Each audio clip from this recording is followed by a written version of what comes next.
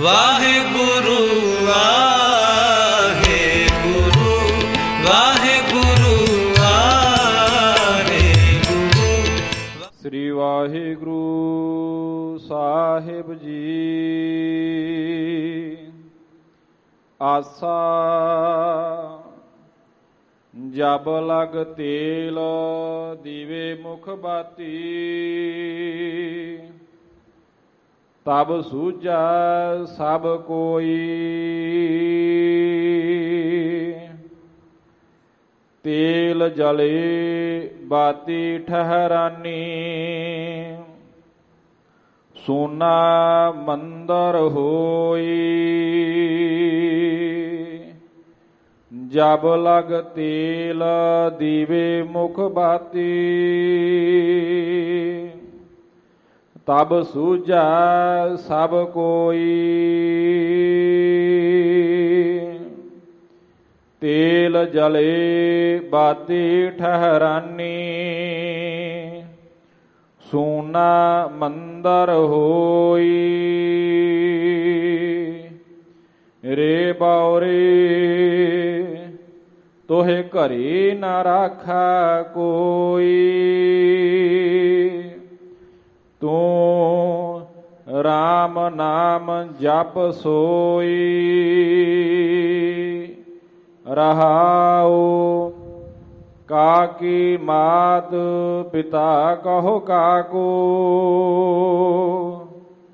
ਕਵਨ ਪੁਰਖ ਕੀ ਜੋਈ। ਘਟ ਫੂਟੇ ਕਉ ਬਾਤ ਨਾ ਪੁੱਛਾ, ਕਾਢੋ ਕਾਢੋ ਹੋਈ। ਦੇਹੁਰੀ ਬੈਠੀ ਮਾਤਾ ਰੋਵੈ, ਖਟੀਆ ਲੈ ਗਏ ਭਾਈ। ਲਟ ਛਿਟਕਾਏ ਤਿਰੀਆ ਰੋਵੈ, ਹੰਸ ਅਕੇਲਾ ਜਾਈ। ਕਹਿਤ ਕਬੀਰ ਸੁਨਹੁ ਰੇ ਸੰਤੋ, ਭੈ ਸਾਗਰ ਕੈ ਤਾਈ। ਇਸ ਬੰਦੇ ਸਿਰ ਜ਼ੁਲਮ ਹੋਤ ਹੈ, ਜਮ ਨਹੀਂ ਹਟੈ ਗੁਸਾਈ। ਕਹਿਤ ਕਬੀਰ ਸੁਨਹੁ ਰੇ ਸੰਤੋ, ਭੈ ਸਾਗਰ ਕੈ ਤਾਈ। ਇਸ ਬੰਦੇ ਸਿਰ ਜ਼ੁਲਮ ਹੋਤ ਹੈ, ਜਮ ਨਹੀਂ ਹਟਾ ਗੁਸਾਈ। ਦੋ ਤੁਕੇ। ਵਾਹਿਗੁਰੂ ਜੀ ਕਾ ਖਾਲਸਾ, ਵਾਹਿਗੁਰੂ ਜੀ ਕੀ ਫਤਿਹ। ਪਰਮ ਸਨਮਾਨਯੋਗ ਸਤਿਗੁਰੂ, ਚਵਰ ਛਤਰ ਤਖਤ ਦੇ ਮਾਲਕ, ਪਤਿਤ ਪਾਵਨ ਭਗਤ ਵਸ਼ਲ ਕਿਰਪਾ ਸਿੰਧ, ਸ਼ਬਦ ਗੁਰੂ ਸਤਿਗੁਰੂ ਧੰਨ ਧੰਨ ਧੰਨ ਸ੍ਰੀ ਗੁਰੂ ਗ੍ਰੰਥ ਸਾਹਿਬ ਜੀ ਮਹਾਰਾਜ। ਸਤਿਗੁਰੂ ਜੀ ਦੀ ਪਾਵਨ ਪਵਿੱਤਰ ਹਜ਼ੂਰੀ ਵਿਖੇ ਜੁੜ ਮਿਲ ਬੈਠੀ ਸਤਿਕਾਰਯੋਗ ਸਾਧ ਸੰਗਤ ਜੀ, ਆਪ ਸਰਬੱਤਰ ਮਾਈ ਭਾਈ ਵੱਡਿਆਂ ਭਾਗਾਂ ਵਾਲੇ ਹੋ, ਜੋ ਇਸ ਬ੍ਰਹਿਮੰਡ ਦੇ ਸਭ ਤੋਂ ਬਰਕਤਮਈ ਅਸਥਾਨ ਸਤਿਗੁਰੂ ਸ੍ਰੀ ਗੁਰੂ ਰਾਮਦਾਸ ਸਾਹਿਬ ਸੱਚੇ ਪਾਤਸ਼ਾਹ ਮਹਾਰਾਜ ਜੀਆਂ ਦੇ ਪਾਵਨ ਪਵਿੱਤਰ ਅਸਥਾਨ ਸੱਚਖੰਡ ਸ੍ਰੀ ਹਰਿਮੰਦਰ ਸਾਹਿਬ ਜੀ ਦੇ ਦਰਸ਼ਨ ਇਸ਼ਨਾਨ ਕਰਨ ਦਾ ਸੁਭਾਗ ਸਮਾਂ ਪ੍ਰਾਪਤ ਹੋਇਆ ਹੈ। ਅੱਜ ਅੰਮ੍ਰਿਤ ਵੇਲੇ ਸਤਿਗੁਰੂ ਸ੍ਰੀ ਗੁਰੂ ਗ੍ਰੰਥ ਸਾਹਿਬ ਮਹਾਰਾਜ ਜੀਆਂ ਨੇ ਸਾਡੇ ਕਲਯੁਗੀ ਜੀਵਾਂ ਦੇ ਉੱਪਰ ਕਿਰਪਾਲਤਾ ਦਿਆਲਤਾ ਕਰਦਿਆਂ ਹੋਇਆਂ ਮਿਹਰਾਮਦ ਕਰਦਿਆਂ ਹੋਇਆਂ ਜੋ ਸੱਚਖੰਡ ਸ੍ਰੀ ਹਰਿਮੰਦਰ ਸਾਹਿਬ ਸ੍ਰੀ ਦਰਬਾਰ ਸਾਹਿਬ ਜੀ ਵਿਖੇ ਤਖਤ ਸਿੰਘਾਸਨ ਉੱਪਰ ਪ੍ਰਕਾਸ਼ਮਾਨ ਹੋ ਕਰਕੇ ਪਾਵਨ ਪਵਿੱਤਰ ਬਚਨ ਸ੍ਰੀ ਮੁਖ ਵਾਕ ਜੀ ਦੇ ਰੂਪ ਅੰਦਰ ਸਾਡੀ ਝੋਲੀ ਵਿੱਚ ਪਾਏ ਹਨ। ਤਿਨਾਂ ਪਾਵਨ ਮੁਕੱਦਸ ਬਚਨਾਂ ਦੀ ਵਿਚਾਰ ਦੇ ਨਾਲ ਜੁੜਨ ਵਾਸਤੇ ਆਪ ਜੀ ਗੁਰਦੁਆਰਾ ਸ੍ਰੀ ਮੰਜੀ ਸਾਹਿਬ ਦੀਵਾਨ ਹਾਲ ਵਿਖੇ ਅਤੇ ਲਾਈਵ ਟੈਲੀਕਾਸਟ ਦੇ ਮਾਧਿਅਮ ਰਾਹੀਂ ਦੇਸ਼ ਵਿਦੇਸ਼ ਦੇ ਅੰਦਰ ਆਪਣੀ ਸੁਰਤ ਨੂੰ ਗੁਰ ਚਰਨਾਂ ਅੰਦਰ ਜੋੜ ਕਰਕੇ ਬੈਠੇ ਹੋ।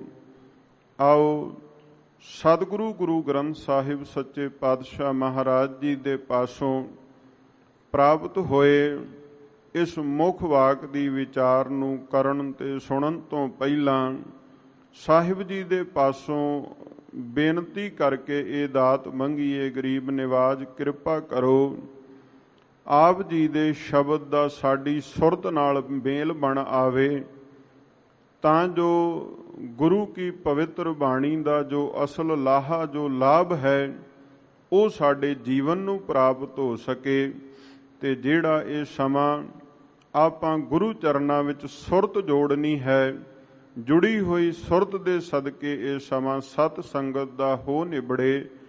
ਆਓ ਜੋ ਪਾਵਨ ਪਵਿੱਤਰ ਸ੍ਰੀ ਮੁਖ ਵਾਕ ਅੱਜ ਦੇ ਦਿਨ ਸਾਨੂੰ ਬਖਸ਼ਿਸ਼ ਹੋਏ ਹਨ, ਇਹਨਾਂ ਪਵਿੱਤਰ ਬਚਨਾਂ ਦੀ ਵਿਚਾਰ ਨਾਲ ਜੁੜੀਏ। ਵਿਚਾਰਾਂ ਦੀ ਆਰੰਭਤਾ ਤੋਂ ਪਹਿਲਾਂ ਜਿਤਨੇ ਸਰੀਰ ਆਪ ਜੀ ਗੁਰੂ ਕੇ ਹਜ਼ੂਰ ਮਨ ਕਰਕੇ ਚਿਤ ਕਰਕੇ ਸਰੀਰ ਕਰਕੇ ਜੁੜ ਬੈਠੇ ਹੋ, ਬਾ ਅਦਬ ਸਾਹਿਬਾਂ ਨੂੰ ਸੀਸ ਝੁਕਾਓ, ਉਚਾਰਨ ਕਰੋ ਜੀ ਸਤਨਾਮ ਸ੍ਰੀ ਵਾਹਿਗੁਰੂ ਸਾਹਿਬ ਜੀ। ਸਤਨਾਮ ਸ੍ਰੀ ਵਾਹਿਗੁਰੂ ਸਾਹਿਬ ਜੀ। ਆਸਾ ਜਬ ਲਗ ਤੇਲ ਦੀਵੇ ਮੁਖ ਬਾਤੀ, ਤਬ ਸੂਝੈ ਸਭ ਕੋਈ। ਧੰਨ ਧੰਨ ਸਤਿਗੁਰੂ ਸ੍ਰੀ ਗੁਰੂ ਗ੍ਰੰਥ ਸਾਹਿਬ ਸੱਚੇ ਪਾਤਸ਼ਾਹ ਮਹਾਰਾਜ ਜੀ ਨੇ ਕਿਰਪਾ ਬਖਸ਼ਿਸ਼ ਕਰਦਿਆਂ ਹੋਇਆਂ ਜੋ ਅੱਜ ਪਵਿੱਤਰ ਸ੍ਰੀ ਮੁਖ ਵਾਕ ਸੱਚਖੰਡ ਸ੍ਰੀ ਹਰਿਮੰਦਰ ਸਾਹਿਬ ਜੀ ਤੋਂ ਸਾਨੂੰ ਬਖਸ਼ਿਸ਼ ਕੀਤੇ ਹਨ।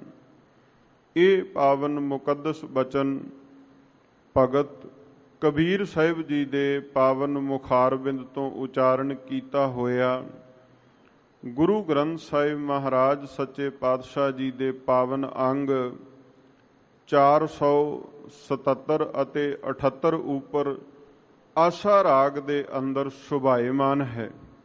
ਜਿਸ ਵੇਲੇ ਆਪਾਂ ਗੁਰਬਾਣੀ ਨੂੰ ਪੜ੍ਹਦੇ ਹਾਂ, ਗੁਰਬਾਣੀ ਨੂੰ ਵਿਚਾਰਦੇ ਹਾਂ, ਤੇ ਗੁਰਬਾਣੀ ਦੇ ਅੰਦਰ ਸਾਡੇ ਸਰੀਰ ਦੀ ਤੁਲਨਾ ਵੱਖ-ਵੱਖ ਤਰ੍ਹਾਂ ਦੇ ਨਾਲ ਵੱਖ-ਵੱਖ ਚੀਜ਼ਾਂ ਦੇ ਨਾਲ ਕੀਤੀ ਗਈ ਹੈ।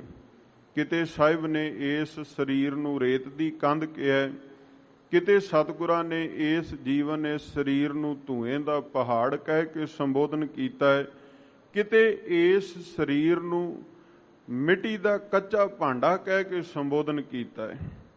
ਔਰ ਜੋ ਅੱਜ ਪਵਿੱਤਰ ਸ਼ਬਦ ਪ੍ਰਾਪਤ ਹੋਇਆ, ਇਸ ਪਾਵਨ ਸ਼ਬਦ ਦੇ ਅੰਦਰ ਭਗਤ ਕਬੀਰ ਸਾਹਿਬ ਜੀ ਨੇ ਇਸ ਸਰੀਰ ਦੀ ਤੁਲਨਾ ਇੱਕ ਦੀਵੇ ਦੇ ਨਾਲ ਕੀਤੀ ਹੈ। ਦੀਵਾ ਆਪਾਂ ਸਾਰੇ ਜਾਣਦੇ ਹਾਂ ਕਿ ਕਿਸ ਕੰਮ ਆਉਂਦਾ ਹੈ। ਦੀਵੇ ਦੇ ਸੰਗ ਉਹਦੇ ਵਿੱਚ ਤੇਲ ਭਰ ਦਿੱਤਾ ਜਾਵੇ, ਉੱਪਰ ਉਹਦੇ ਮੁੱਖ ਤੇ ਰੂੰ ਦੀ ਵੱਟੀ ਬਣਾ ਕੇ ਰੱਖ ਦਿੱਤੀ ਜਾਵੇ, ਉਸ ਵੱਟੀ ਦੇ ਸਿਰੇ ਨੂੰ ਜਿਹੜਾ ਬਾਹਰ ਵਾਲੇ ਪਾਸੇ ਹੈ ਉਹਨੂੰ ਅੱਗ ਸੁਹਾਈ ਜਾਵੇ ਤੇ ਉਹ ਦੀਵੇ ਦੇ ਵਿੱਚੋਂ ਚਾਨਣ ਪ੍ਰਕਾਸ਼ ਪੈਦਾ ਹੋ ਜਾਂਦਾ ਹੈ। ਉਸ ਚਾਨਣ ਦੇ ਸਦਕਾ ਜਿਹੜਾ ਆਲੇ ਦੁਆਲੇ ਹਨੇਰਾ ਪਸਰਿਆ ਹੁੰਦਾ ਹੈ, ਉਸ ਹਨੇਰੇ ਤੋਂ ਨਿਜਾਤ ਮਿਲ ਜਾਂਦੀ ਹੈ। ਪਰ ਉਹ ਸਾਰਾ ਕੁਝ ਕਿੰਨਾ ਕੁ ਚਿਰ ਕਾਇਮ ਰਹਿ ਸਕਦਾ ਹੈ। ਇਸ ਬਾਰੇ ਸਤਿਗੁਰੂ ਗੁਰੂ ਗ੍ਰੰਥ ਸਾਹਿਬ ਮਹਾਰਾਜ ਸੱਚੇ ਪਾਤਸ਼ਾਹ ਜੀ ਨੇ, ਭਗਤ ਕਬੀਰ ਸਾਹਿਬ ਜੀ ਨੇ ਸਾਨੂੰ ਅੱਜ ਇਹ ਉਪਦੇਸ਼ ਦ੍ਰਿੜ ਕਰਵਾਇਆ। ਭਗਤ ਜੀ ਆਖਣ ਲੱਗੇ, ਜਬ ਲਗ ਤੇਲ ਦੀਵੇ ਮੁਖ ਬਾਤੀ ਤਬ ਸੂਝੈ ਸਭ ਕੋਈ। ਜਿਵੇਂ ਇੱਕ ਦੀਵਾ ਹੈ, ਉਸ ਦੀਵੇ ਨੂੰ ਜਿੰਨਾ ਚਿਰ ਤੇਲ ਦੇ ਨਾਲ ਭਰਿਆ ਨਾ ਜਾਏ, ਜਿੰਨਾ ਚਿਰ ਉਹਦੇ ਅੱਗੇ ਦੋ ਸਿਰਿਆਂ ਵਾਲੀ ਇੱਕ ਵੱਟੀ ਉਹਦੇ ਵਿੱਚ ਨਾ ਰੱਖੀ ਜਾਏ, ਇੱਕ ਸਿਰਾ ਤੇਲ ਵਿੱਚ ਡੁੱਬਦਾ ਹੈ ਤੇ ਦੂਜਾ ਬਾਹਰ ਰਹਿੰਦਾ ਹੈ, ਉਹਦੇ ਬਾਅਦ ਉਹਨੂੰ ਅੱਗ ਦਿਖਾਈ ਜਾਵੇ ਤੇ ਤਾਂ ਹੀ ਉਹ ਚਾਨਣ ਕਰੇਗਾ ਨਾ। ਤਾਂ ਆਪਣੇ ਸਰੀਰ ਵੱਲ ਨੂੰ ਟੁਕਾ ਕੇ ਭਗਤ ਜੀ ਨੇ ਤੁਲਨਾ ਕੀਤੀ, ਦ੍ਰਿਸ਼ਟਾਂਤ ਦੇ ਕੇ ਸਮਝਾਇਆ, ਭਾਈ ਜਿਵੇਂ ਇੱਕ ਦੀਵੇ ਅੰਦਰ ਤੇਲ ਹੈ, ਉਹਦੇ ਵਿੱਚ ਵੱਟੀ ਹੈ, ਬਲਦੀ ਹੋਈ ਅੱਗ ਦੇ ਸਦਕਾ ਉਹ ਚਾਨਣ ਪਿਆ ਕਰਦਾ ਹੈ। ਹੁਣ ਇਹ ਬੰਦੇ ਇਸੇ ਤਰ੍ਹਾਂ ਤੂੰ ਆਪਣੇ ਸਰੀਰ ਵੱਲ ਝਾਤ ਮਾਰ, ਤੇਰਾ ਸਰੀਰ ਵੀ ਇੱਕ ਦੀਵੇ ਦੀ ਨਿਆਈ ਹੈ। ਜਿਵੇਂ ਦੀਵੇ ਦਾ ਇੱਕ ਆਕਾਰ ਹੈ, ਉਹਨੂੰ ਬਣਾਉਣ ਵਾਲਾ, ਉਹਨੂੰ ਸਿਰਜਣ ਵਾਲਾ ਇੱਕ ਆਕਾਰ ਦੇ ਕੇ ਸਿਰਜ ਦਿੰਦਾ ਹੈ। ਸਿਰਜੇ ਹੋਏ ਆਕਾਰ ਦੀ ਬਣਤਰ ਵੱਲ ਵੇਖ ਕੇ ਉਹਨੂੰ ਦੀਵਾ ਕਹਿ ਕੇ ਸੰਬੋਧਨ ਕੀਤਾ ਜਾਂਦਾ ਹੈ। ਇਸੇ ਤਰ੍ਹਾਂ ਕਰਤਾ ਪੁਰਖ ਵਾਹਿਗੁਰੂ ਜੀ ਨੇ ਇਹ ਮਨੁੱਖਾ ਦੇਹ ਸਾਜੀ, ਔਰ ਇਸ ਦੇਹ ਨੂੰ ਮਾਂ ਦੀ ਕੁੱਖ ਦੇ ਅੰਦਰ ਰੱਖ ਕੇ ਵਾਹਿਗੁਰੂ ਨੇ ਇਹਦੀ ਪ੍ਰਤਪਾਲਣਾ ਕਰ ਦਿੱਤੀ। ਪ੍ਰਤਪਾਲਣਾ ਕਰਨ ਤੋਂ ਬਾਅਦ ਇਸ ਸਰੀਰ ਦੇ ਉੱਤੇ ਇੱਕ ਪਰਉਪਕਾਰ ਕੀਤਾ ਕਿ ਇਸ ਸਰੀਰ ਨੂੰ ਆਪਣੀ ਜੋਤ ਦਾ ਆਸਰਾ ਦੇ ਦਿੱਤਾ। ਇਸ ਸਰੀਰ ਨੂੰ ਵਾਹਿਗੁਰੂ ਕਰਤਾ ਪੁਰਖ ਜੀ ਨੇ ਆਪਣੇ ਅੰਸ਼ ਦਾ ਇੱਕ ਆਸਰਾ ਦਿੱਤਾ। ਬਸ ਵਾਹਿਗੁਰੂ ਜੀ ਦੇ ਉਸ ਆਸਰੇ ਦਾ ਸਦਕਾ ਹੈ ਕਿ ਇਸ ਸਰੀਰ ਵਿੱਚ ਕੋਈ ਹਰਕਤ ਪਈ ਹੁੰਦੀ ਹੈ। ਜਿਵੇਂ ਇੱਕ ਦੀਵੇ ਵਿੱਚ ਤੇਲ ਹੈ, ਬੱਤੀ ਹੈ, ਉਸ ਬੱਤੀ ਨੂੰ, ਵੱਟੀ ਨੂੰ ਸੁਹਾਈ ਹੋਈ ਅੱਗ ਸਦਕਾ ਹੀ ਉਹ ਚਾਨਣ ਦੇ ਰਿਹਾ। ਭਲਿਆ ਤੇਰਾ ਸਰੀਰ ਇੱਕ ਦੀਵੇ ਵਰਗਾ ਹੈ। ਯਾਦ ਕਰ, ਇਹਦੇ ਵਿੱਚ ਸਵਾਸਾਂ ਰੂਪੀ ਤੇਲ ਪਾਉਣ ਵਾਲਾ ਉਹ ਅਕਾਲ ਪੁਰਖ ਵਾਹਿਗੁਰੂ ਆਪ ਹੈ। ਇਸ ਬੱਤੀ ਦੀ ਵੱਟੀ ਦੀ ਗੱਲ ਕਰੀਏ ਤਾਂ ਜਿਵੇਂ ਦੀਵੇ ਦੇ ਮੁਖ ਦੇ ਉੱਤੇ ਵੱਟੀ ਸੁਭਾਏਮਾਨ ਹੈ, ਜਿਹਨੇ ਅੱਗੇ ਪ੍ਰਕਾਸ਼ ਕਰਨਾ ਹੈ, ਚਾਨਣ ਫੈਲਾਉਣਾ ਹੈ, ਉਸੇ ਤਰ੍ਹਾਂ ਕਰਤਾ ਪੁਰਖ ਵਾਹਿਗੁਰੂ ਜੀ ਨੇ ਤੈਨੂੰ ਇਹ ਰਸਨਾ, ਇਹ ਜ਼ੁਬਾਨ ਦਿੱਤੀ ਹੈ। ਇਸ ਰਸਨਾ ਦੇ ਅੰਦਰ ਬੋਲਣ ਦੀ ਤਾਕਤ ਕੌਣ ਦਿੰਦਾ ਹੈ? ਉਹ ਅਕਾਲ ਪੁਰਖ ਵਾਹਿਗੁਰੂ ਦਿੰਦਾ ਹੈ। ਜੇ ਆਪਾਂ ਇਉਂ ਕਹੀਏ ਕੋਈ ਇਨਸਾਨ ਉਹ ਅਮੀਰ ਹੋਵੇ, ਉਹਦੇ ਕੋਲ ਧਨ ਪਦਾਰਥ ਬੜਾ ਹੈ, ਤੇ ਅੱਜ ਤੇ ਚਲੋ ਲਾਈਟਾਂ ਦਾ ਸਮਾਂ ਹੈ, ਪਿਛਲੇਰੇ ਸਮੇਂ ਦੀ ਗੱਲ ਕਰੀਏ, ਕੋਈ ਇਹ ਆਖੇ ਵੀ ਮੈਂ ਦੀਵਾ ਸੋਨੇ ਦਾ ਬਣਾ ਲੈਣਾ ਹੈ, ਸੋਨੇ ਦਾ ਦੀਵਾ ਬਣਾ ਕੇ ਉਹਦੇ ਬਾਰ-ਬਾਰ ਹੀਰੇ ਮੋਤੀ ਜੜਾ ਲਵਾਂ। ਤੇ ਆਮ ਤੌਰ ਤੇ ਮਿੱਟੀ ਦੇ ਦੀਵੇ ਬਣਦੇ ਸਨ, ਤੇ ਕੰਮ ਕੀ ਹੈ? ਦੀਵੇ ਦਾ ਚਾਨਣ ਕਰਨਾ। ਪਰ ਕੀ ਸੋਨੇ ਦਾ ਬਣਾਇਆ ਹੋਇਆ ਦੀਵਾ, ਉਹਦੇ ਤੇ ਲੱਖ ਹੀਰੇ ਮੋਤੀ ਜੜੇ ਹੋਵਣ, ਉਹ ਚਾਨਣ ਕਰ ਸਕਦਾ ਹੈ ਬਿਨਾਂ ਤੇਲ ਤੋਂ, ਬਿਨਾਂ ਵੱਟੀ ਤੋਂ? ਕਦੇ ਨਹੀਂ ਹੋ ਸਕਦਾ।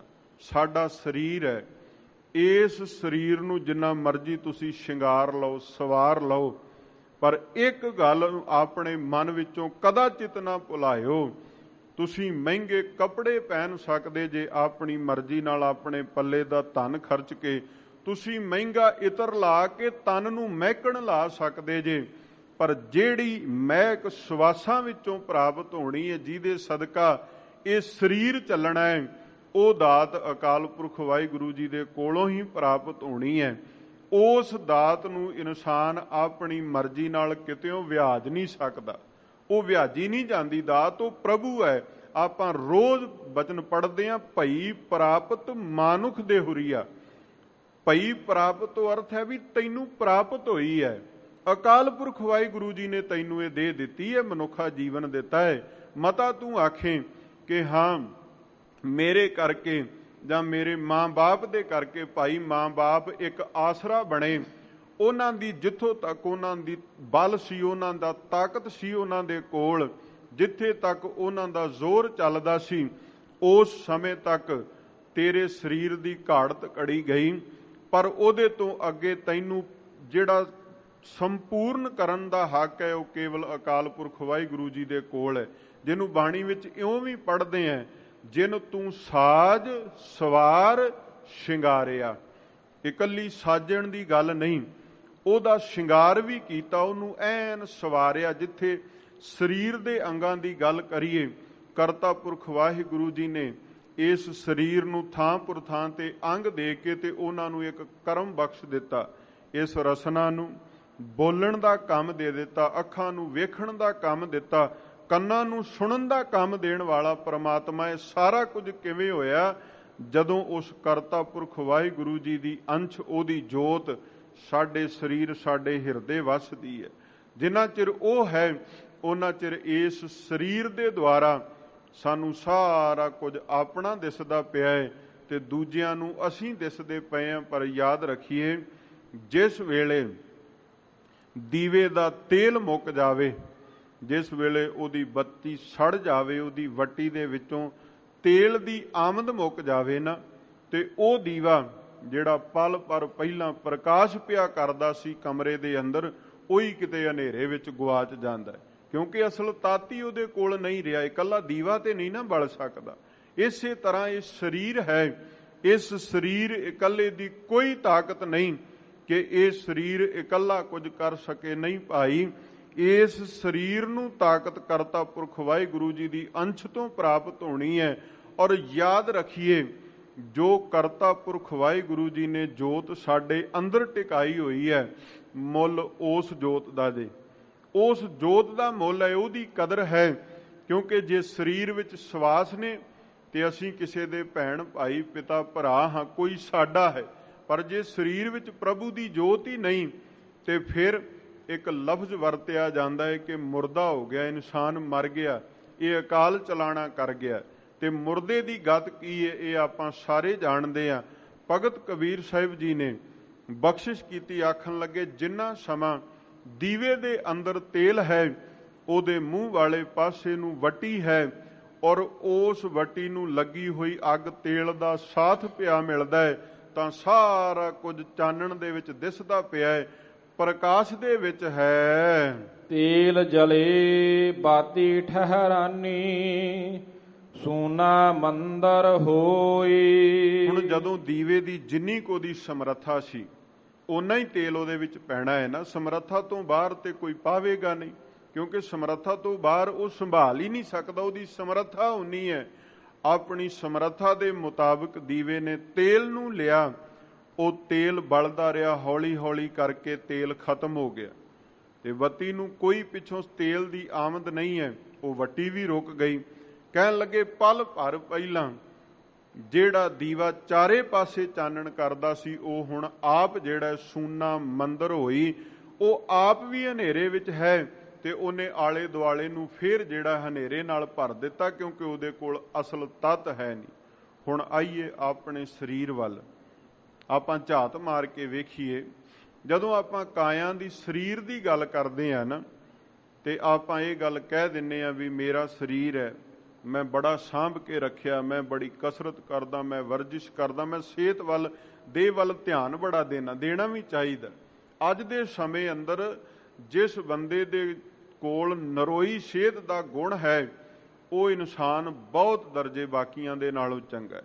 ਪਰ ਜੇ ਆਪਾਂ ਇਹ ਗੱਲ ਆਖੀਏ ਵੀ ਇਹ ਨਰੋਈ ਸਿਹਤ ਸਾਡੇ ਕਰਕੇ ਹੈ, ਇਦਾਂ ਹੋ ਸਕਦਾ? ਨਹੀਂ ਭਾਈ, ਇਹ ਤਾਂ ਹੈ ਵੀ ਇਸ ਨਰੋਏ ਸਰੀਰ ਦੇ ਅੰਦਰ ਪਰਮਾਤਮਾ ਦੀ ਇੱਕ ਜੋਤ ਟਿਕੀ ਹੋਈ ਹੈ। ਔਰ ਉਸ ਜੋਤ ਦਾ ਕਰਮ ਕੀ ਹੈ? ਸਾਹਿਬ ਨੇ ਬਾਣੀ ਵਿੱਚ ਆਖਿਆ ਕਿ ਜੋਤ ਉਹ ਪਰਮੇਸ਼ਰ ਕਰਤਾ ਪੁਰਖ ਵਾਹਿਗੁਰੂ ਜੀ ਦੀ ਸਭ ਮੈਂ ਜੋਤ, ਜੋਤ ਹੈ ਸੋਏ ਤਿਸ ਦਾ ਚਾਨਣ, ਸਭ ਮੈਂ ਚਾਨਣ ਹੋਏ। ਉਹਦੇ ਪ੍ਰਕਾਸ਼ ਕਰਕੇ ਹੀ ਅੱਗੋਂ ਸਾਰਿਆਂ ਦੇ ਵਿੱਚ ਜਿਹੜਾ ਹੈ ਉਹ ਪ੍ਰਕਾਸ਼ ਫੈਲਦਾ ਪਿਆ। ਉਹ ਇੱਕ ਜੋਤ ਦਾ ਸਦਕਾ ਹੀ ਹੈ ਕਿ ਅਸੀਂ ਇੱਕ ਦੂਜੇ ਨੂੰ ਮਿਲਦੇ ਵਰਤਦੇ, ਤੁਰੇ ਫਿਰਦੇ, ਵਰਤੋਂ ਵਿਹਾਰ ਚੱਲਦਾ ਹੈ, ਅਸੀਂ ਕਿਰਤ ਕਰਦੇ ਹਾਂ। ਇਹ ਜੋਤ ਦੀ ਹੀ ਬਖਸ਼ਿਸ਼ ਹੈ ਕਿ ਅਸੀਂ ਚੱਲ ਕਰਕੇ ਹੁਣ ਸਤ ਸੰਗਤ ਵਿੱਚ ਆ ਕੇ ਬਹਿ ਗਏ ਹਾਂ। ਪਰ ਜੇ ਕੋਈ ਇਹ ਗੱਲ ਆਖੇ ਕਿ ਬਿਨਾਂ ਜੋਤ ਤੋਂ ਮੈਂ ਕਿਸੇ ਤਰ੍ਹਾਂ ਕੋਈ ਇੱਕ ਕਦਮ ਵੀ ਪੁੱਟ ਸਕਦਾ, ਨਹੀਂ ਭਾਈ, ਇਹ ਸੰਭਵ ਨਹੀਂ ਹੈ। ਭਗਤ ਕਬੀਰ ਸਾਹਿਬ ਜੀ ਕਹਿਣ ਲੱਗੇ, ਜਦੋਂ ਤੇਲ ਖਤਮ ਹੋ ਜਾਵੇ, ਜਦੋਂ ਸਾਰਾ ਤਾਤੀ ਇੱਕ ਪਾਸੇ ਦਾ ਮੁੱਕ ਜਾਵੇ, ਉਹ ਬੱਤੀ ਠਹਿਰ ਜਾਂਦੀ ਹੈ ਤੇ ਉੱਥੇ ਫਿਰ ਜਿਹੜਾ ਚਾਰੇ ਪਾਸੇ ਹਨੇਰਾ ਪਸਰ ਜਾਂਦਾ ਹੈ। ਰੇ ਬਾਉਰੇ ਤੋਹੇ ਘਰੇ ਨਾ ਰਾਖੈ ਕੋਈ। ਹੁਣ ਇਉਂ ਜਾਣੀਏ, ਭਗਤ ਕਬੀਰ ਸਾਹਿਬ ਕਹਿ ਰਹੇ ਨੇ ਵੀ ਸਰੀਰ ਦੀ ਮੈਂ ਕਰਕੇ ਇੰਨੀ ਹਉਮੈ ਦੀ ਪੰਡ ਪ੍ਰਬਲ ਕਰ ਲਈ ਵੀ ਕਿਹਾ ਵੀ ਸਭ ਕੁਝ ਕਰਨ ਕਰਾਉਣ ਵਾਲਾ ਮੈਂ ਹੀ ਆ, ਮੇਰੇ ਕਰਕੇ ਪਰਿਵਾਰ ਪਲਦਾ ਹੈ, ਮੇਰੇ ਕਰਕੇ ਜਿਹੜਾ ਹੈ ਧੀਆਂ ਪੁੱਤਰਾਂ ਦੀ ਪਰਵਰਿਸ਼ ਹੋ ਰਹੀ, ਮੈਂ ਕਮਾ ਕੇ ਲਿਆ ਰਿਹਾ, ਪਰਿਵਾਰ ਬਹਿ ਕੇ ਖਾ ਰਿਹਾ। ਹਾਂ, ਇਹ ਇਨਸਾਨ ਦਾ ਮੁੱਢਲਾ ਫਰਜ਼ ਹੈ ਸਮਾਜਿਕ, ਵੀ ਜਿਹੜਾ ਪਰਿਵਾਰ ਵਾਲਾ ਹੈ ਪਰਿਵਾਰ ਦੀ ਪਰਵਰਿਸ਼ ਕਰਨ ਦਾ ਉਹਨੂੰ ਗੁਣ ਤੇ ਹੋਣਾ ਚਾਹੀਦਾ ਨਾ ਉਹਦੇ ਕੋਲ। ਪਰ ਕੋਈ ਹੰਕਾਰ ਦੇ ਵਿੱਚ ਇਹ ਗੱਲ ਕਹੇ ਵੀ ਮੇਰੇ ਤੋਂ ਬਿਨਾਂ ਕੁਝ ਹੋ ਹੀ ਨਹੀਂ ਸਕਦਾ, ਤਾਂ ਸਾਹਿਬ ਨੇ ਗੁਰੂ ਗ੍ਰੰਥ ਸਾਹਿਬ ਮਹਾਰਾਜ ਸੱਚੇ ਪਾਤਸ਼ਾਹ ਜੀ ਨੇ ਉਹਨੂੰ ਬਾਵਰੇ ਕਹਿ ਕੇ, ਬੌਰੇ ਕਹਿ ਕੇ, ਕਮਲੇ ਕਹਿ ਕੇ ਵੀ ਸੰਬੋਧਨ ਕੀਤਾ। ਇੱਕ ਬਚਨ ਬਾਣੀ ਅੰਦਰ ਆਉਂਦਾ, ਬਾਵਰੇ ਤੈ ਗਿਆਨ ਵਿਚਾਰ ਨਾ ਪਾਇਆ, ਬਿਰਥਾ ਜਨਮ ਗਵਾਇਆ। ਇਹ ਕਮਲੇ ਮਨਾ, ਤੈਨੂੰ ਗਿਆਨ ਦਾ ਹੀ ਨਹੀਂ ਅਸਲ ਦੇ ਵਿੱਚ, ਜੋ ਸੋਝੀ ਚਾਹੀਦੀ ਸੀ ਉਹ ਤੈਨੂੰ ਪ੍ਰਾਪਤ ਹੀ ਨਹੀਂ ਤੂੰ ਕਰ ਸਕਿਆ। ਤੂੰ ਜੀਵਨ ਦੇ ਅੰਦਰ ਵਿਚਰਦਾ ਰਿਓ ਹੋਰਨਾਂ ਪਾਸਿਆਂ ਵਿੱਚ, ਤੂੰ ਜੀਵਨ ਦੇ ਅੰਦਰ ਧਨ ਦੌਲਤ ਤਾਂ ਬਥੇਰੀ ਇਕੱਠੀ ਕਰ ਲਈ, ਤੂੰ ਜੀਵਨ ਦੇ ਅੰਦਰ ਮਾਇਆ ਦੇ ਅੰਬਾਰ ਤਾਂ ਲਾ ਲਏ, ਤੇਰੇ ਬੈਂਕ ਬੈਲੈਂਸ ਦੀ ਕੋਈ ਕਮੀ ਨਹੀਂ, ਤੇਰੇ ਕੋਲ ਜਾਇਦਾਦ ਦੀ ਕੋਈ ਕਮੀ ਨਹੀਂ, ਪਰ ਜਿਹੜਾ ਪ੍ਰਭੂ ਦੇ ਨਾਮ ਦਾ ਅਸਲ ਗਿਆਨ ਸੀ ਉਹਦੇ ਤੋਂ ਤੂੰ ਇੰਨਾ ਹੀਣਾ ਹੈ, ਇੰਨਾ ਊਣਾ ਹੈ ਤੇਰਾ ਮਨ ਰੂਪੀ ਭਾਂਡਾ ਕਿ ਸਾਹਿਬ ਨੂੰ ਕਹਿਣਾ ਪਿਆ ਵੀ ਤੇਰੀ ਮਨੁੱਖਾ ਦੇਹ ਹੀ ਵਿਅਰਥ ਚਲੀ ਗਈ, ਤੇਰਾ ਜੀਵਨ ਹੀ ਵਿਅਰਥ ਚਲਿਆ ਗਿਆ। ਆਪਾਂ ਵੇਖੀਏ ਨਾ, ਆਪਾਂ ਸੰਸਾਰੀ ਬੰਦੇ ਹਾਂ, ਸਾਡੀ ਫਿਤਰਤ ਹੈ ਕਿ ਆਪਾਂ ਜੋ ਬਾਹਰੋਂ ਕਮਾਵਾਂਗੇ ਘਰ ਤੱਕ ਲੈ ਕੇ ਆਵਾਂਗੇ, ਔਰ ਕੁਝ ਕੁ ਇੱਦਾਂ ਦੇ ਨੇ ਕਿ ਉਹ ਸੰਸਾਰ ਵਿੱਚ ਠੱਗੀਆਂ ਮਾਰ ਕੇ, ਚਲਾਕੀਆਂ ਕਰਕੇ ਤੇ ਉਹ ਧਨ ਇਕੱਠਾ ਕਰਕੇ ਲਿਆਉਂਦੇ ਨੇ, ਤੇ ਲਿਆਉਂਦੇ ਕਾਹਦੇ ਵਾਸਤੇ ਆ ਵੀ ਪਰਿਵਾਰ ਵਿੱਚ ਲਿਆ ਕੇ ਦੇਣਾ। ਪਰ ਜਦੋਂ ਇਹ ਸਾਰਾ ਕੁਝ ਕੋਈ ਬੰਦਾ ਇਦਾਂ ਕਰਦਾ ਹੈ ਨਾ, ਲੋਭ ਲਾਲਚ ਦੇ ਅਧੀਨ ਹੋ ਕੇ, ਤੇ ਬਾਣੀ ਪਤਾ ਉਹਨੂੰ ਕੀ ਸੁਨੇਹਾ ਦਿੰਦੀ ਹੈ ਜੀ। ਸਾਹਿਬ ਦੇ ਬੋਲ ਨੇ, ਭਗਤ ਕਬੀਰ ਸਾਹਿਬ ਵੀ ਆਖਦੇ ਨੇ, ਬਹੁ ਪਰਪੰਚ ਕਰ ਪਰ ਧਨ ਲਿਆਵੈ, ਸੁਤ ਧਾਰਾ ਪੈ ਆਨ ਲੁਟਾਵੈ, ਮਨ ਮੇਰੇ ਭੂਲੇ ਕਪਟ ਨਾ ਕੀਜੈ, ਅੰਤ ਨਿਬੇਰਾ ਤੇਰਾ ਜੀ ਪੈ ਲੀਜੇ। ਭਲਿਆ ਤੂੰ ਯਾਦ ਰੱਖੀ, ਬਹੁਤ ਪਰਪੰਚ ਤੋਂ ਭਾਵ ਹੈ ਵੀ ਬੜੀਆਂ ਬੰਦੇ ਨੇ ਚਲਾਕੀਆਂ ਤੇ ਧੋਖੇ ਕਰਕੇ ਧਨ ਇਕੱਠਾ ਕੀਤਾ, ਲਿਆ ਕੇ ਧੀਆਂ ਪੁੱਤਰਾਂ ਇਸਤਰੀ ਦੇ ਹਵਾਲੇ ਕੀਤਾ। ਇਹ ਆਖਿਆ ਵੀ ਤੁਹਾਡੇ ਲਈ ਬਹੁਤ ਕਮਾਇਆ, ਤੇ ਕਮਾਇਆ ਕਿਹੜੇ ਤਰੀਕੇ? ਕਮਾਈ ਕੀਤੀ 2 ਨੰਬਰ ਦੀ ਕਮਾਈ ਕੀਤੀ, ਧੋਖੇ ਨਾਲ, ਕਿਸੇ ਨਾਲ ਠੱਗੀ ਮਾਰ ਲਈ, ਕਮਾਈ ਇਉਂ ਕਰਕੇ ਲੈ ਆਂਦੀ, ਤੇ ਇਹ ਗੱਲ ਆਖੀ ਵੀ ਹੁਣ ਸਾਰਾ ਪਰਿਵਾਰ ਹੀ ਰਲ ਕੇ ਖਾਵੇਗਾ। ਪਰ ਸਾਹਿਬ ਕਹਿੰਦੇ, ਮਨਾ ਤੂੰ ਭੁੱਲਿਆ ਫਿਰਦਾ, ਤੈਨੂੰ ਅਜੇ ਸਮਝ ਨਹੀਂ, ਕਿਉਂਕਿ ਤੇਰੇ ਕੋਲ ਗਿਆਨ ਨਹੀਂ ਨਾ, ਭੁੱਲ ਕਿਹੜੀ ਚੀਜ਼ ਦੀ ਹੈ। ਸਾਹਿਬ ਆਖਣ ਲੱਗੇ, ਮਨ ਮੇਰੇ ਭੂਲੇ ਕਪਟ ਨਾ ਕੀਜੈ, ਅੰਤ ਨਬੇਰਾ ਤੇਰਾ ਜੀ ਪੈ ਲੀਜੈ। ਮਨਾ ਤੂੰ ਕਪਟ ਕਰ ਰਿਹਾ, ਤੂੰ ਵਿਕਾਰੀ ਤਾਂ ਬਣ ਗਿਆ, ਪਰ ਯਾਦ ਰੱਖੀ ਜਦੋਂ ਅੰਤ ਦਾ ਵੇਲਾ ਆਵੇਗਾ, ਜਿਨ੍ਹਾਂ ਦੀ ਖਾਤਰ ਤੂੰ ਕਮਾ ਕਮਾ ਕੇ ਲਿਆ ਕੇ ਜਿਨ੍ਹਾਂ ਦੇ ਪੇਟ ਭਰਦਾ ਰਿਹਾ, ਉਹਨਾਂ ਨੇ ਤੇਰਾ ਸਾਥ ਨਹੀਂ ਦੇਣਾ। ਉੱਥੇ ਜੋ ਕਰਮ ਤੂੰ ਕੀਤੇ ਹੋਏ, ਤੇਰੇ ਕਰਮਾਂ ਦਾ ਹਿਸਾਬ ਤੇਰੇ ਨਾਲ ਨਿਬੜੇਗਾ। ਕੋਈ ਇਹ ਦਾਵਾ ਨਹੀਂ ਕਰ ਸਕਦਾ ਤੂੰ ਕਿ ਮੈਂ ਤੇ ਧੀਆਂ ਪੁੱਤਰਾਂ ਨੂੰ ਕਮਾ ਕੇ ਦਿੰਦਾ ਸੀ, ਮੈਂ ਤੇ ਆਪਣੀ ਪਤਨੀ ਨੂੰ ਦੇ ਦਿੰਦਾ ਸੀ, ਮੈਂ ਤੇ ਆਪਣੇ ਫਲਾਣੇ ਰਿਸ਼ਤੇਦਾਰ ਨੂੰ ਕਮਾ ਕੇ ਦਿੱਤੇ, ਉਹਦੇ ਤੋਂ ਵੀ ਹਿਸਾਬ ਲਓ। ਨਹੀਂ, ਉੱਥੇ ਤੇਰੇ ਤੋਂ ਤੇਰੇ ਕਰਮਾਂ ਦਾ ਹਿਸਾਬ ਮੰਗਿਆ ਜਾਵੇਗਾ, ਕਿਉਂਕਿ ਇਹ ਕਰਮਾਂ ਉੱਪਰ ਨਿਬੜਨ ਵਾਲੀ ਗੱਲ ਹੈ, ਤੇ ਜੋ ਤੂੰ ਕਰੇਂਗਾ ਉਸੇ ਅਨੁਸਾਰ ਹੀ ਤੇਰੇ ਕਰਮਾਂ ਦਾ ਲੇਖਾ ਜੋਖਾ ਹੋਵੇਗਾ। ਹੁਣ ਜਦੋਂ ਸਾਰੀ ਜ਼ਿੰਦਗੀ ਬੰਦਾ ਕਮਾਈ ਕਰਦਾ ਹੋਇਆ ਅੰਤ ਨੂੰ ਸਰੀਰ ਜਿਹੜਾ ਹੈ ਸਵਾਸਾਂ ਦੀ ਖੇਡ ਮੁੱਕ ਜਾਂਦੀ ਹੈ ਨਾ, ਤੇ ਉਹਦੇ ਬਾਅਦ ਹਾਲਤ ਕੀ ਹੁੰਦੀ ਹੈ? ਭਗਤ ਕਬੀਰ ਸਾਹਿਬ ਕਹਿ ਰਹੇ ਨੇ, ਰੇ ਬੌਰੇ ਤੋਹੇ ਘਰੀ ਨਾ ਰਾਖੈ ਕੋਈ। ਵੇਖੋ, ਜਿਹੜਾ ਕੱਲ ਤੱਕ ਮੇਰਾ ਪਿਤਾ ਸੀ, ਜਿਹੜੀ ਕੱਲ ਤੱਕ ਮੇਰੀ ਮਾਂ ਸੀ, ਜਿਹੜਾ ਮੇਰਾ ਧੀ ਸੀ, ਪੁੱਤਰ ਸੀ, ਜਿਨ੍ਹਾਂ ਨੇ ਸਾਰਾ ਕੁਝ ਘਰ ਨੂੰ ਹੀ ਲਿਆ ਕੇ ਢੋ ਕੇ ਰੱਖ ਦਿੱਤਾ, ਤੇ ਜਦੋਂ ਅਵਸਥਾ ਇਹ ਆਈ ਕਿ ਹੁਣ ਸਵਾਸਾਂ ਰੂਪੀ ਤੇਲ ਮੁੱਕ ਚੁੱਕਾ ਹੈ, ਤੇ ਇਹ ਦੀਵੇ ਜਿਹਾ ਸਰੀਰ, ਇਹਦੇ ਅੰਦਰ ਕੋਈ ਆਸਰਾ ਨਹੀਂ ਹੈ, ਇਸ ਦੀਵੇ ਨੂੰ ਘਰ, ਸਰੀਰ ਨੂੰ ਘਰ ਵਿੱਚ ਰੱਖਣ ਵਾਸਤੇ ਵੀ ਕੋਈ ਤਿਆਰ ਨਹੀਂ। ਜਿਹੜੀ ਚੀਜ਼ ਵਰਤੋਂ ਦੀ ਨਾ ਹੋਵੇ ਨਾ, ਉਸ ਚੀਜ਼ ਨੂੰ ਪਾਸੇ ਕਰਕੇ ਰੱਖ ਦਿੱਤਾ ਜਾਂਦਾ। ਆਮ ਸੰਸਾਰੀ ਸਾਡੇ ਘਰ ਦੀ ਉਦਾਹਰਣ ਹੈ, ਘਰ ਵਿੱਚ ਜੋ ਵਰਤੋਂ ਵਿੱਚ ਨਾ ਆਉਣ ਵਾਲਾ ਹੋਵੇ ਉਹਨੂੰ ਕਬਾੜ ਵਿੱਚ ਗਿਣ ਲਿਆ ਜਾਂਦਾ ਹੈ। ਔਰ ਵੇਖੋ ਕਿੱਡੀ ਹੈਰਾਨੀ ਦੀ ਗੱਲ ਹੈ, ਜਿਹੜਾ ਸਰੀਰ ਸਾਰੀ ਉਮਰ ਕਮਾਈ ਕਰਦਾ ਰਿਹਾ, ਉਸ ਸਰੀਰ ਵਿੱਚੋਂ ਵਾਹਿਗੁਰੂ ਦੀ ਜੋਤ ਨੇ ਕਿਨਾਰਾ ਕੀਤਾ ਤੇ ਉਸ ਸਰੀਰ ਨੂੰ ਇੱਕ ਪਲ ਵੀ, ਇੱਕ ਘੜੀ ਵੀ ਕੋਈ ਆਪਣੇ ਘਰ ਵਿੱਚ ਰੱਖਣ ਵਾਸਤੇ ਤਿਆਰ ਨਹੀਂ। ਇਹ ਬਾਬਾ ਕਬੀਰ ਸਾਹਿਬ ਜੀ ਸਾਨੂੰ ਸਮਝਾ ਰਹੇ ਹਨ। ਤੂੰ RAM ਨਾਮ ਜਪ ਸੋਈ। ਹੁਣ ਇਹ ਜਦੋਂ ਸਰੀਰ ਦੀ ਹਾਲਤ ਇਹ ਹੈ, ਵੇਖੋ ਗੁਰਬਾਣੀ ਦੇ ਵਿੱਚੋਂ ਨਾ ਜੀ ਸਾਨੂੰ ਆਪਣੇ ਜੀਵਨ ਦੇ ਹਰ ਪੱਖ ਦਾ ਗਿਆਨ ਪ੍ਰਾਪਤ ਹੋ ਜਾਣਾ। ਗੁਰਬਾਣੀ ਨੂੰ ਤੁਸੀਂ, ਗੁਰੂ ਕੇ ਬਚਨਾਂ ਨੂੰ ਤੁਸੀਂ ਆਪਣੇ ਜੀਵਨ ਦੇ ਉੱਤੇ ਲਾਗੂ ਕਰਨ ਦਾ ਯਤਨ ਕਰੋ। ਗੁਰੂ ਨੂੰ ਪੁੱਛਿਆ ਤੇ ਕਰੀਏ, ਮਹਾਰਾਜ ਮੇਰੇ ਜੀਵਨ ਲਈ ਉਪਦੇਸ਼ ਕੀ ਹੈ? ਸਾਹਿਬ ਜੀ ਮੈਂ ਦਿਨ ਕਿਵੇਂ ਗੁਜ਼ਾਰਾਂ? ਸਤਿਗੁਰੂ ਮੇਰੀ ਰਾਤ ਕਿਵੇਂ ਗੁਜ਼ਰੇ? ਸਤਿਗੁਰੂ ਕਿਰਪਾ ਕਰੋ, ਮੈਨੂੰ ਦੱਸਣਾ ਕਰੋ ਕਿ ਕਿਸ ਪ੍ਰਕਾਰ ਮੈਂ ਆਪਣੇ ਜੀਵਨ ਦੇ ਇਹ ਸਮੇਂ ਨੂੰ ਗੁਜ਼ਾਰਾਂ ਜੋ ਵਰਤਮਾਨ ਚੱਲਦਾ ਪਿਆ ਹੈ, ਤਾਂ ਕਿ ਮੈਨੂੰ ਤੁਹਾਡਾ ਸਾਥ ਨਸੀਬ ਹੋ ਜਾਵੇ, ਤਾਂ ਕਿ ਮੈਨੂੰ ਐਡੇ ਔਖੇ ਹਾਲਾਤ ਮੇਰੇ ਜੀਵਨ ਦੇ ਨਾ ਬਣਨ ਕਿ ਮੈਂ ਮਨਮੁਖਾਂ ਦੀ ਗਿਣਤੀ ਵਿੱਚ ਆ ਜਾਵਾਂ। ਤਾਂ ਸਾਹਿਬ ਬਾਬਾ ਕਬੀਰ ਸਾਹਿਬ ਕਹਿੰਦੇ ਨੇ, ਤੂੰ RAM ਨਾਮ ਜਪ ਸੋਈ। ਉਹ ਨਾਮ RAM ਕਰਤਾ ਪੁਰਖ ਵਾਹਿਗੁਰੂ ਜੀ ਦਾ ਨਾਮ ਜਪ, ਜਿਸ ਨਾਮ ਨੇ ਤੇਰਾ ਸਾਥੀ ਬਣਨਾ ਹੈ, ਜਿਸ ਨਾਮ ਨੇ ਤੇਰਾ ਆਸਰਾ ਬਣਨਾ ਹੈ। ਨਾਮ ਤੋਂ ਬਿਨਾਂ ਜੀਵ ਆਤਮਾ ਦੀ ਹੋਰ ਓਟ ਹੈ ਹੀ ਕੋਈ ਨਹੀਂ। ਇਹ ਸਾਡਾ ਭੁਲੇਖਾ ਹੈ ਕਿ ਧਨ ਦੌਲਤ ਸਾਡਾ ਸਾਥ ਦੇਵੇਗਾ। ਇਹ ਸਾਡਾ ਭੁਲੇਖਾ ਹੈ ਵੀ ਜਦੋਂ ਅਸੀਂ ਸੰਸਾਰ ਵਿੱਚ ਚੱਲਦੇ ਹਾਂ, ਕੋਈ 10 20 50 ਬੰਦੇ ਸਾਡੇ ਨਾਲ ਤੁਰਦੇ ਨੇ ਕਿਉਂਕਿ ਸਾਡੇ ਕੋਲ ਅਹੁਦੇ ਬੜਾ ਵਧੀਆ ਨੇ। ਪਰ ਨਹੀਂ ਭਾਈ, ਜਿੱਥੇ ਜਾ ਕੇ ਲੇਖੇ ਦੀ ਗੱਲ ਆਉਣੀ ਹੈ, ਉੱਥੇ ਤਾਂ ਜੀਵ ਆਤਮਾ ਨੂੰ ਆਪ ਹੀ ਉਸ ਲੇਖੇ ਨਾਲ ਜਿਹੜਾ ਹੈ ਨਿਬੜਨਾ ਪੈਣਾ ਹੈ। ਤੇ ਇਸ ਵਾਸਤੇ ਉਸ ਕਰਤਾ ਪੁਰਖ ਵਾਹਿਗੁਰੂ ਜੀ ਦੇ ਨਾਮ ਨੂੰ ਧਿਆਉਣ ਦਾ ਯਤਨ ਕਰੀਏ। ਵਾਹਿਗੁਰੂ ਜੀ ਦੇ ਨਾਮ ਵਿੱਚ ਆਪਣੀ ਸੁਰਤ ਜੋੜ ਲਈਏ। ਉਹ ਨਾਮ ਜਿਹਨੂੰ ਬਾਣੀ ਅੰਦਰ ਇਉਂ ਆਖਿਆ ਗਿਆ ਹੈ, ਗੁਰ ਕਾ ਬਚਨ ਬਸੈ ਜੀ ਨਾਲੇ, ਜਲ ਨਹੀਂ ਡੂਬੈ ਤਸਕਰ ਨਹੀਂ ਲੇਵੈ, ਭਾਹੇ ਨਾ ਸਾਕੇ ਜਾਲੇ। ਗੁਰੂ ਕੇ ਬਚਨਾਂ ਵਿੱਚੋਂ ਸਾਨੂੰ, ਗੁਰੂ ਕੇ ਸ਼ਬਦ ਵਿੱਚੋਂ ਨਾਮ ਦੀ ਪ੍ਰਾਪਤੀ ਹੁੰਦੀ ਹੈ। ਬਾਣੀ ਸਾਨੂੰ ਨਾਮ ਨਾਲ, ਰੱਬ ਜੀ ਨਾਲ ਜੋੜਦੀ ਹੈ। ਤੇ ਇਹਨਾਂ ਬਚਨਾਂ ਦਾ ਜਦੋਂ ਅਸੀਂ ਤਾਣ, ਇਹਨਾਂ ਬਚਨਾਂ ਦੀ ਤਾਕਤ ਦੀ ਗੱਲ ਕਰੀਏ ਨਾ, ਤੇ ਸਾਹਿਬ ਆਖਦੇ ਨੇ ਇਹ ਬਚਨ ਸਾਡੀ ਜਿੰਦ ਦੇ ਸਾਥੀ ਬਣ ਕੇ ਚੱਲਦੇ ਨੇ। ਇੱਕ ਨੇ ਸਰੀਰ ਦੇ ਸਾਥੀ, ਉਹ ਹਾਲਾਤ ਵੇਖ ਕੇ ਆਸੇ-ਪਾਸੇ ਹੋ ਜਾਂਦੇ ਨੇ।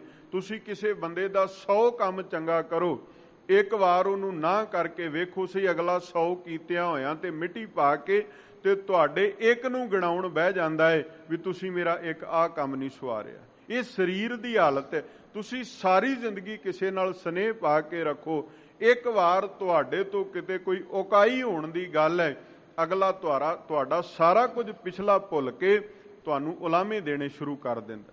ਸਾਹਿਬ ਕਹਿੰਦੇ ਫਿਰ ਐਸੇ ਸਾਥ ਦਾ ਕੀ ਕਰਨਾ ਜਿਹੜਾ ਸਾਥ ਤੁਹਾਡੇ ਨਾਲ ਕਦਮ ਮਿਲਾ ਕੇ ਚੱਲ ਨਾ ਸਕੇ।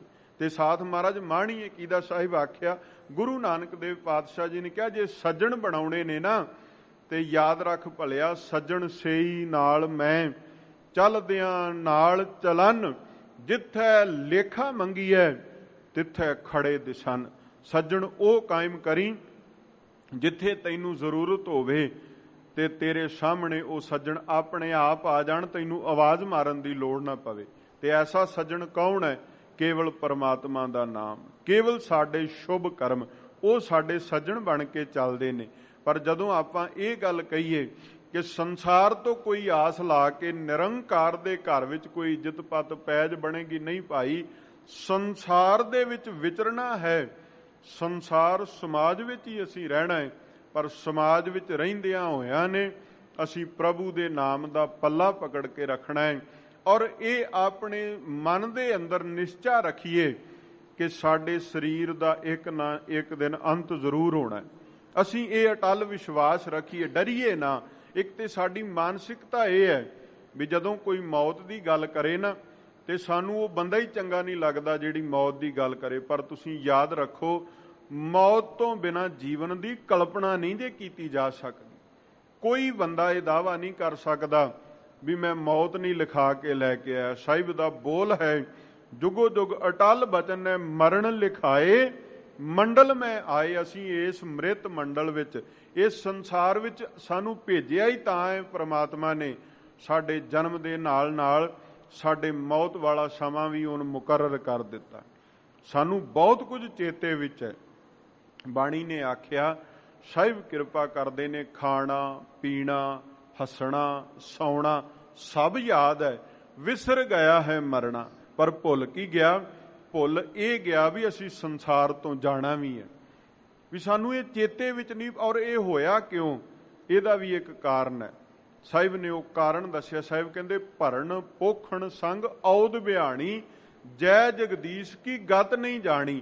ਅਸੀਂ ਆਪਣੇ ਪੇਟ ਨੂੰ, ਆਪਣੇ ਸਰੀਰ ਨੂੰ, ਆਪਣੇ ਘਰ-ਬਾਰ ਨੂੰ ਪਰਵਰਿਸ਼ ਦੀ ਖਾਤਰ ਇੰਨਾ ਰੁੱਝ ਗਏ ਕਿ ਸਾਨੂੰ ਇਸ ਗੱਲ ਦਾ ਚੇਤਾ ਹੀ ਭੁੱਲ ਗਿਆ ਵੀ ਰੱਬ ਦਾ ਨਾਮ ਵੀ ਜਪਣਾ ਹੈ ਤੇ ਸੰਸਾਰ ਤੋਂ ਜਾਣਾ ਵੀ ਪੈਣਾ ਹੈ।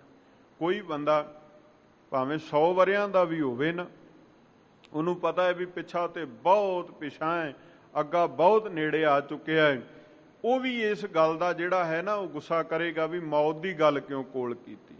ਹਾਲਾਂਕਿ ਉਹ ਐਨ ਕਿਨਾਰੇ ਤੇ ਹੁੰਦਾ ਹੈ, ਨਦੀ ਕਿਨਾਰੇ ਰੁਖੜੇ ਵਾਲੀ ਗੱਲ ਹੈ, ਪਤਾ ਨਹੀਂ ਕਿਹੜੇ ਵੇਲੇ ਢਹਿ ਕੇ ਵਿੱਚ ਜਾ ਪਵੇ। ਪਰ ਉਹ ਵੀ ਆਖੇਗਾ ਵੀ ਨਹੀਂ, ਹੋਰ ਜੀਵਨ ਦੀ ਲਾਲਸਾ ਹੀ ਮਨ ਵਿੱਚ ਇਦਾਂ ਪੈਦਾ ਹੋ ਗਈ ਹੈ। ਪਰ ਭਗਤ ਕਬੀਰ ਸਾਹਿਬ ਜੀ ਬਖਸ਼ਿਸ਼ ਕਰਦੇ ਨੇ, ਕਿਰਪਾ ਕਰਦੇ ਨੇ, ਆਖਦੇ ਨੇ, ਭਾਈ ਤੇਰੇ ਇਸ ਜੀਵਨ ਦੀ ਕਦਰ ਉਹਨਾਂ ਚਿਰ ਹੈ ਜਿੰਨਾ ਚਿਰ ਤੇਰੇ 'ਚ ਸਵਾਸ ਨੇ ਪ੍ਰਭੂ ਦੇ ਦਿੱਤੇ ਹੋਏ। ਜਦੋਂ ਤੇਰੇ ਸਵਾਸ ਖਤਮ ਹੋਏ ਨਾ, ਤੈਨੂੰ ਮੁਰਦਾ ਐਲਾਨ ਕੇ ਅਗਲਿਆਂ ਨੇ ਇੱਕ ਘੜੀ ਵੀ ਜਿਹੜਾ ਹੈ ਉਹ ਆਪਣੇ ਘਰ ਵਿੱਚ ਨਹੀਂ ਰੱਖਣਾ। ਛੇਤੀ ਦੇ ਨਾਲ ਇਸ ਗੱਲ ਦਾ ਨਿਰਣਾ ਕਰਨਗੇ ਵੀ ਕਿੰਨੇ ਵਜੇ, ਕਿਹੜਾ ਸਮਾਂ, ਜਦੋਂ ਇਹਨੂੰ ਕਬਰਾਂ ਵਿੱਚ ਸ਼ਮਸ਼ਾਨ ਵਿੱਚ ਲੈ ਕੇ ਜਾਣਾ ਹੈ।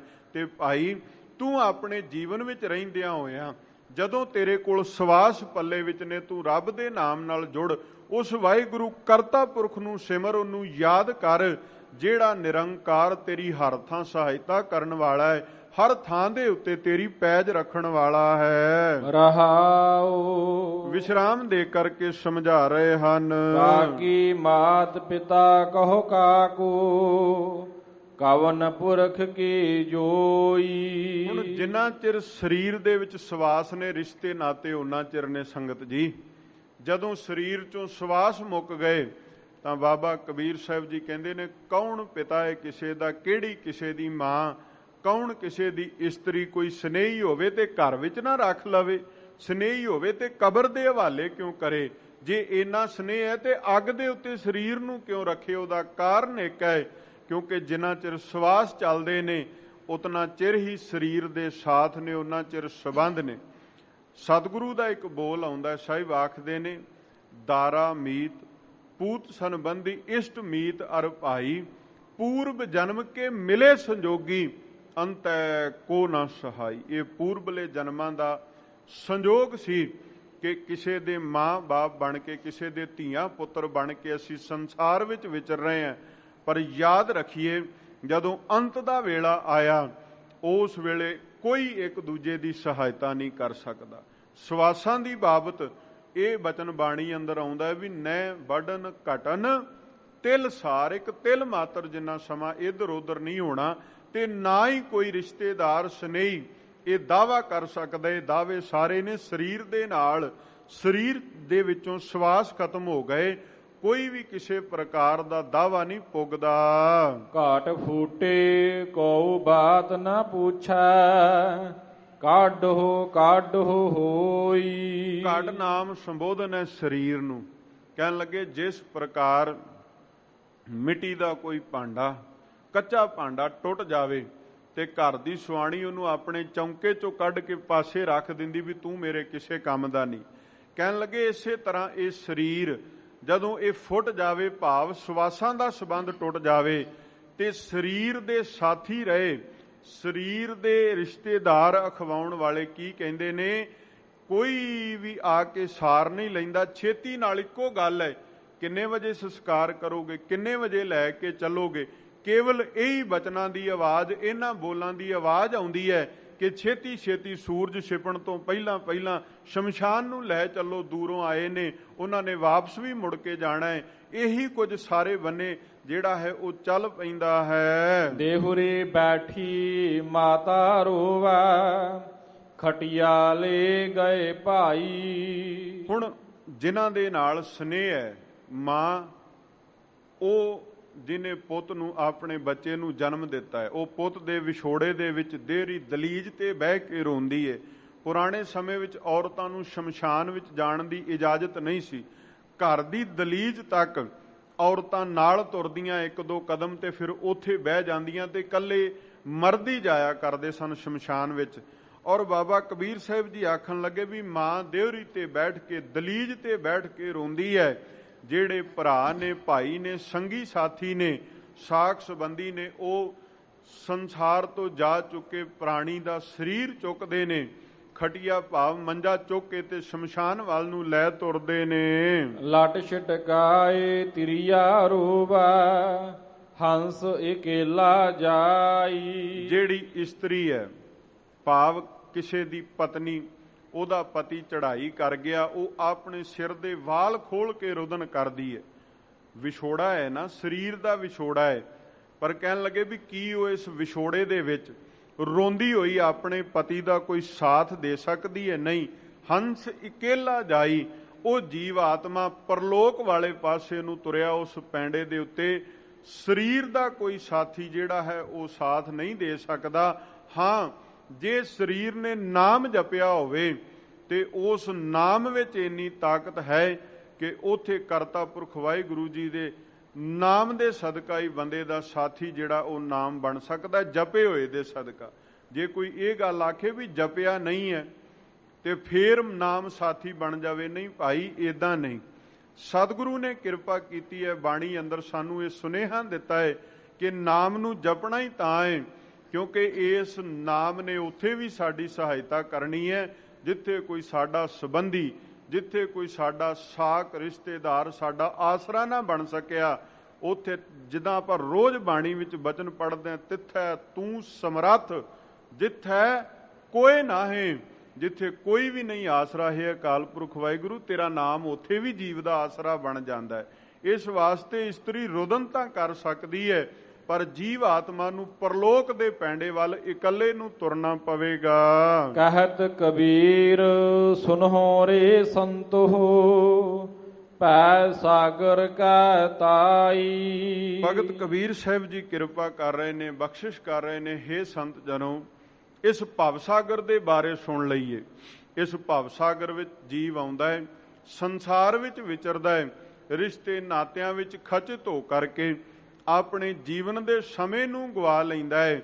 ਜੀਵਨ ਦੇ ਸਮੇਂ ਦੀ ਸਹੀ ਵਰਤੋਂ ਨਹੀਂ ਕਰਦਾ ਤਾਂ ਉਹਦੇ ਹਾਲਾਤ ਕੀ ਬਣ ਜਾਂਦੇ ਨੇ ਕਿ ਨਾਮ ਤੋਂ ਵਿਹੂਣੇ ਬੰਦੇ ਨੂੰ ਥਾਂ ਥਾਂ ਤੇ ਚੋਟਾਂ ਹੀ ਖਾਣੀਆਂ ਪੈਂਦੀਆਂ ਨੇ।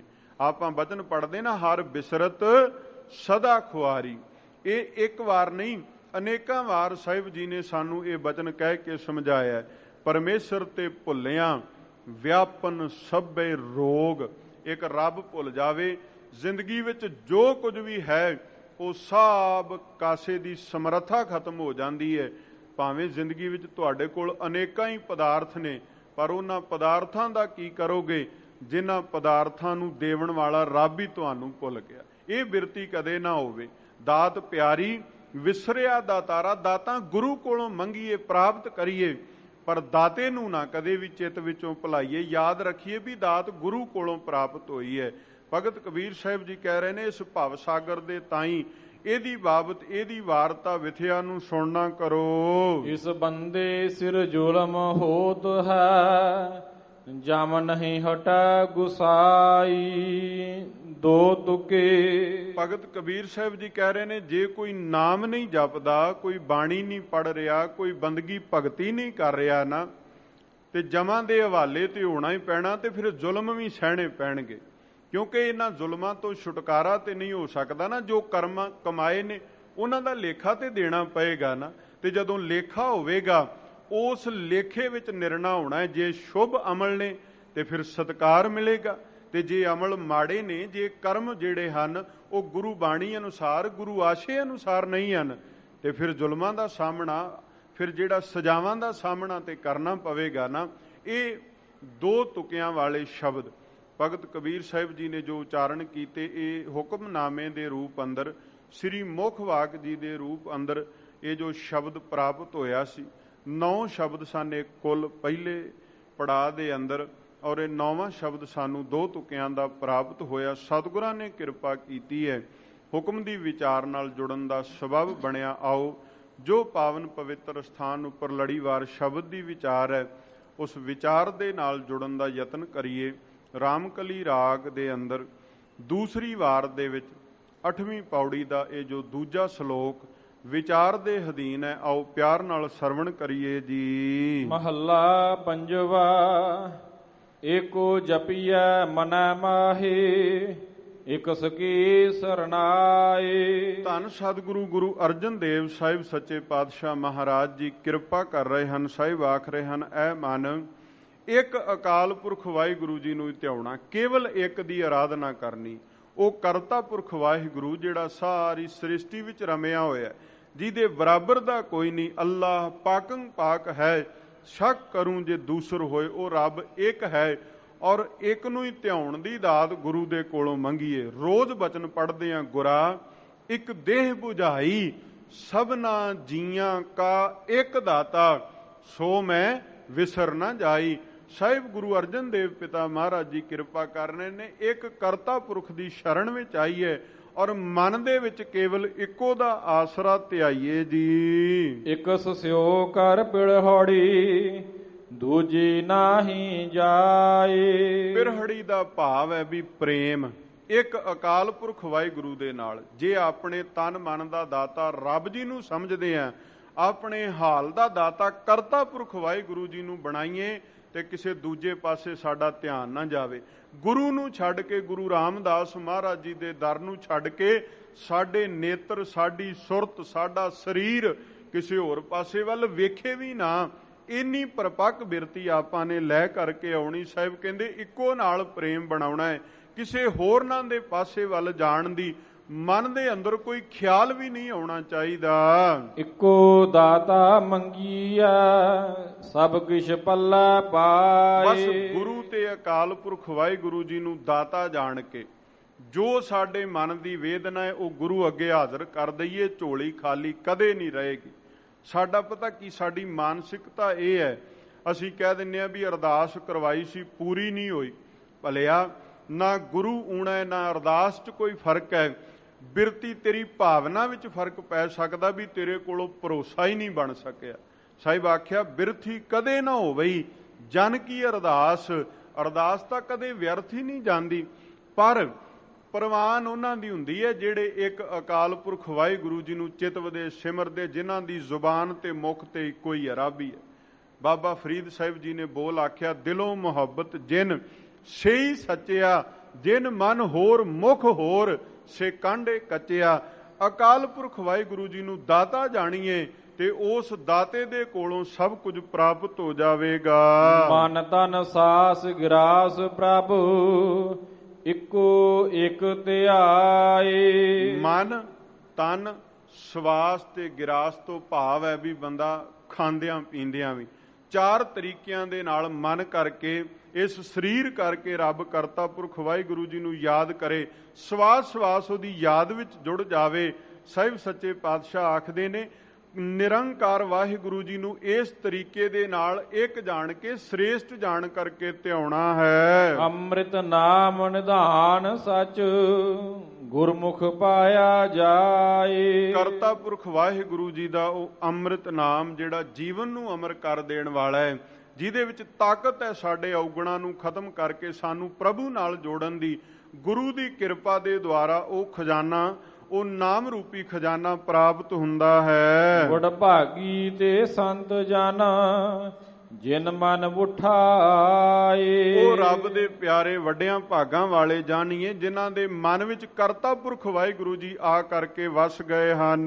ਜਲ ਥਲ ਮਹੀਲ ਰਵ ਰਹਿਆ, ਦੂਜਾ ਕੋਈ ਨਾਹੇ। ਉਸ ਨਿਰੰਕਾਰ ਵਾਹਿਗੁਰੂ ਜੀ ਦੀ ਸ੍ਰੇਸ਼ਟਤਾਈ ਇਹ ਹੈ, ਜਲ ਤੇ ਥਲ, ਚੌਂ ਕੁੰਟੀ ਬ੍ਰਹਿਮੰਡ ਦੇ ਜ਼ਰਰੇ ਜ਼ਰਰੇ ਅੰਦਰ ਉਸ ਕਰਤਾ ਪੁਰਖ ਵਾਹਿਗੁਰੂ ਜੀ ਦੀ ਜੋਤ ਟਿਕੀ ਹੋਈ ਹੈ। ਨਾਮ ਧਿਆਈ ਨਾਮ ਉਚਰਾ, ਨਾਨਕ ਖਸਮ ਰਜਾਏ। ਸੱਚੇ ਪਾਤਸ਼ਾਹ ਮਹਾਰਾਜ ਜੀ ਬਖਸ਼ਿਸ਼ ਕਰ ਰਹੇ ਹਨ। ਸ਼ਲੋਕ ਦੀ ਸਮਾਪਤੀ ਤੇ ਕੇਵਲ ਨਾਮ ਨੂੰ ਧਿਆਈਏ, ਨਾਮ ਦੇ ਨਾਲ ਜੁੜ ਜਾਈਏ ਔਰ ਨਾਮ ਵਿੱਚ ਜੁੜਨ ਕਰਕੇ ਕਰਤਾ ਪੁਰਖ ਵਾਹਿਗੁਰੂ ਜੀ ਦੀ ਰਜ਼ਾ, ਉਹਦੇ ਹੁਕਮ ਅੰਦਰ ਚੱਲਣ ਦਾ ਸਾਨੂੰ ਗੁਣ ਪ੍ਰਾਪਤ ਹੋ ਜਾਵੇ। ਇਹ ਦਾਤ ਆਪਾਂ ਗੁਰੂ ਦੇ ਕੋਲੋਂ ਪ੍ਰਾਪਤ ਕਰਨੀ ਹੈ। ਸਤਿਗੁਰੂ ਗੁਰੂ ਗ੍ਰੰਥ ਸਾਹਿਬ ਮਹਾਰਾਜ ਜੀ ਕਿਰਪਾ ਕਰਨ।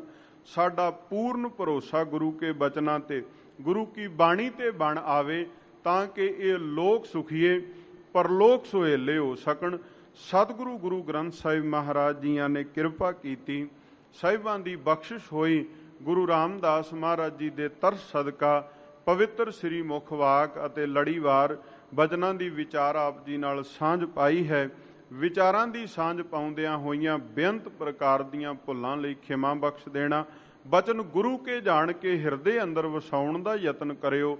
ਕੋਟਾਨ ਕੋਟ ਸ਼ੁਕਰ ਸਤਿਗੁਰੂ ਸ੍ਰੀ ਗੁਰੂ ਗ੍ਰੰਥ ਸਾਹਿਬ ਮਹਾਰਾਜ ਜੀਆਂ ਦਾ, ਗੁਰੂ ਰਾਮਦਾਸ ਸੱਚੇ ਪਾਤਸ਼ਾਹ ਮਹਾਰਾਜ ਜੀ ਦਾ, ਜਿਨ੍ਹਾਂ ਨੇ ਕਿਰਪਾ ਕੀਤੀ, ਬਲ ਬਖਸ਼ਿਆ, ਆਪ ਸੰਗਤਾਂ ਦੇ ਨਾਲ ਵਿਚਾਰਾਂ ਦੀ ਸਾਂਝ ਪਾਈ। ਆਪ ਸੰਗਤਾਂ ਦਾ ਧੰਨਵਾਦ। ਸ਼੍ਰੋਮਣੀ ਗੁਰਦੁਆਰਾ ਪ੍ਰਬੰਧਕ ਕਮੇਟੀ ਦੇ ਸਮੁੱਚੇ ਪ੍ਰਬੰਧ ਦਾ ਹਾਰਦਿਕ ਧੰਨਵਾਦ। ਭੁੱਲਾਂ ਲਈ ਖਿਮਾ। ਆਓ ਆਖਰੀ ਪੰਕਤੀਆਂ ਪੜ੍ਹ ਕੇ ਸਮਾਪਤੀ ਕਰੀਏ ਜੀ। ਜਲ ਥਲ ਮਹੀਲ ਰਵ ਰਹਿਆ, ਦੂਜਾ ਕੋਈ ਨਾਹੀ। ਨਾਮ ਧਿਆਈ ਨਾਮ ਉਚਰਾ, ਨਾਨਕ ਖਸਮ ਰਜਾਈ। ਵਾਹਿਗੁਰੂ ਜੀ ਕਾ ਖਾਲਸਾ, ਵਾਹਿਗੁਰੂ ਜੀ ਕੀ ਫਤਿਹ। ਵਾਹਿਗੁਰੂ ਜੀ ਕਾ ਖਾਲਸਾ, ਵਾਹਿਗੁਰੂ ਜੀ ਕੀ ਫਤਿਹ। ਸ਼ੇਰੇ ਪੰਜਾਬ ਗੁਰਬਾਣੀ YouTube ਚੈਨਲ ਨੂੰ ਵੱਧ ਤੋਂ ਵੱਧ ਸਬਸਕ੍ਰਾਈਬ ਕਰੋ ਤੇ ਇਸ ਤੇ ਗੁਰਬਾਣੀ, ਸ਼ਬਦ ਕੀਰਤਨ ਤੇ ਇਤਿਹਾਸ ਨਾਲ ਵੱਧ ਤੋਂ ਵੱਧ ਜੁੜ ਕੇ ਆਨੰਦ ਮਾਣੋ ਤੇ ਆਪਣੀ ਜ਼ਿੰਦਗੀ ਨੂੰ ਸਫਲ ਕਰੋ। ਵਾਹਿਗੁਰੂ ਜੀ ਕਾ ਖਾਲਸਾ, ਵਾਹਿਗੁਰੂ ਜੀ ਕੀ ਫਤਿਹ।